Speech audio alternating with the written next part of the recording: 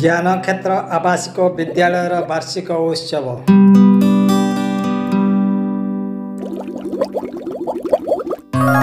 केन्दुझर जिला झुंपरा ब्लॉक कार्यकला स्थित ज्ञानक्षेत्र आवासिक विद्यालयर वार्षिक उत्सव अवसरप्राप्त शिक्षक अमृतचरण महांतों सभापतित्व अनुष्ठित हो जाइछि।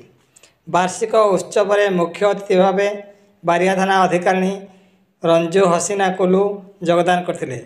मुख्य वक्ता भाव अवसरप्राप्त खेल शिक्षक आनंद चंद्र महांत योगदान करथिले। सम्मानित अतिथि भाव रघुनाथ गिरी, लक्ष्मण कुमार राउत, पवीर रंजन नायक, दयानिधि महांत योगदान करी छात्र छात्री मानकु उत्साहित करथिले। विद्यालय प्रधान शिक्षक पीतवास बेहेरा अतिथि परिचय प्रदान करथिबा बेले ज्ञानक्षेत्र सभापति सुदर्शन महांत, संपादक दुर्योधन बारिक उपस्थित रहिथिले।